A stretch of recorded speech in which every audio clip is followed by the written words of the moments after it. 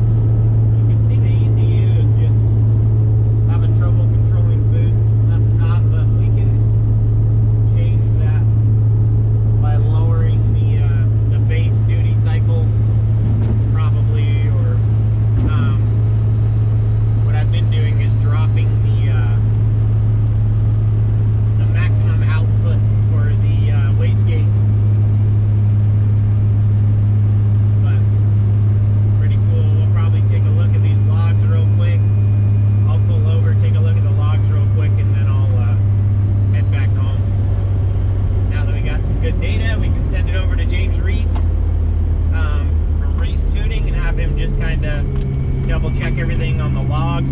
Also, we don't have a check engine light, which means that our fuel pressures are really good.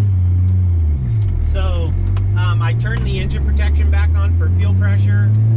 So if we're not getting a check engine light, our fuel pressure should be fine. So, which is good. Pretty cool. I'll keep you guys posted.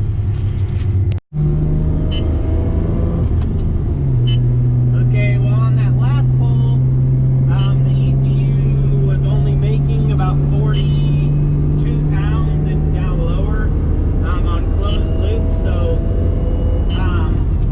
the issue probably is that our base duty cycle for the higher boost levels isn't enough. So I upped it by 8%, and then we'll see if the ECU has an easier time controlling boost now, which it should have a little bit more control over boost. If it doesn't, it's because we need to increase the max amount of duty cycle that the ECU can add. So we'll get into third here. There's enough friggin' room, which there usually isn't. We'll see how good this thing, how well this car makes boost real quick.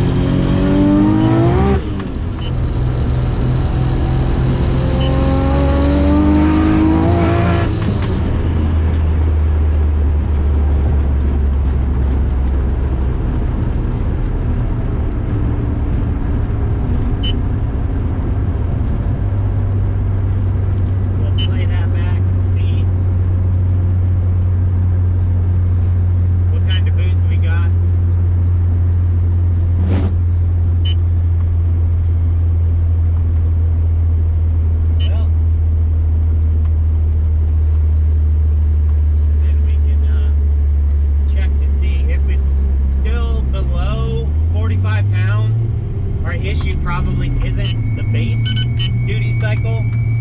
It's probably the amount of duty cycle we're allowing the ECU to put out to control boost. So we need to turn that up. I really don't want to pull into the gravel, but I want to get off the road to do these changes. So what I'll do is I'll shut the car down, and we're using the PC logger on the Haltech, so it's just logging it straight to the laptop. It's kind of like a screen record. but I'll go in here and I'll just click playback real quick, and now we can play it back, and I'll just watch the manifold pressure. I don't know how well you guys can see that, but I'll see when it starts to go up. So we were at our peak, we made, yeah, only like 38 pounds. So I'm thinking the problem is actually this. So if we go into our setup and our functions,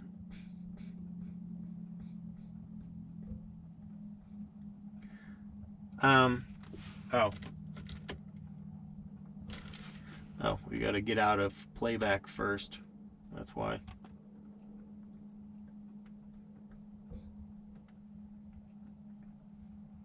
So we'll close playback, so we're back live. And then we can go into our functions, boost control, and then my maximum duty cycle set at 50%. So I'll bump that up to, say, let's say 55. We'll just go up to 60 and see how it feels. Just so we know we'll be able to hit it. We'll hit apply. And then we'll go back and put our closed loop base duty cycle back down to where it was. So we'll minus that 8% back out of it.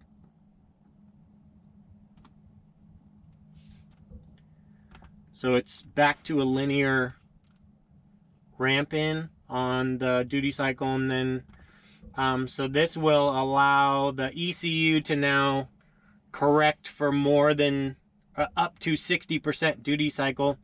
And the reason I had it so low before was because up at, you know, 55 pounds of boost, I only have the base set to 48%. So if you're able to hit your target at a base of 48%, then you really don't need your ECU to have the ability to correct much farther past that. It's just going to cause the ECU to do kind of what it's been doing, where it's surging back and forth. It's because when the ECU is trying to target that boost level, it's going to 70% and then back down, then 70% back down, because I had the max duty cycle set at 70%. So it takes a while for it to learn this stuff. And when you're running like a high horsepower car like this, you're not really going to be in high boost levels enough to where the ECU can really like formulate a long-term table. So you're going to want to just kind of figure out where you want that at. But we'll go back out and try it like this and see if we can actually hit 45 pounds of boost and see feel how smooth it is at 45 pounds of boost. Hopefully it'll just hold 45 pounds. So we will see how it's doing. And then the closer you can get the area between your max output and your base duty, the less you're going to feel that in the car, because it's just going to be moving a small margin to maintain a boost level.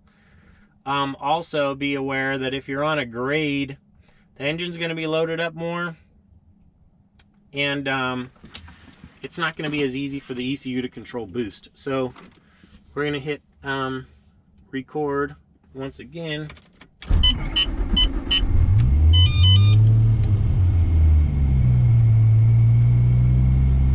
Bam! Hit record once again, and we'll go do another 45 PSI pull. We're going to have to get on it, and first, to get all the rocks off these, I have the Mickey Thompson ET Street R's on right now, so, and I'm sure they're a little sticky.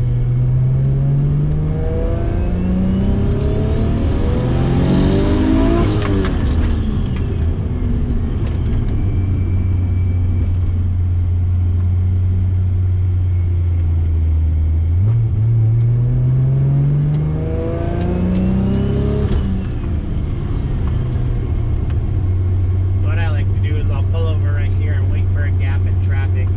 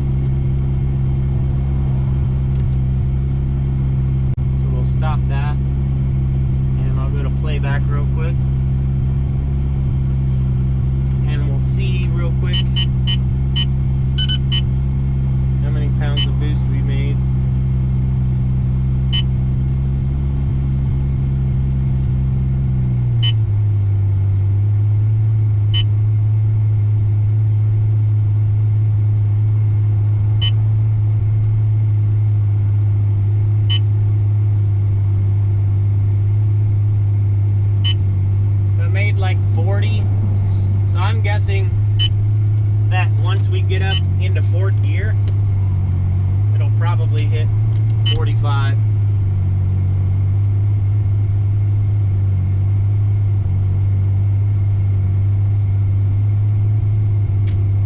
I think my blinker died.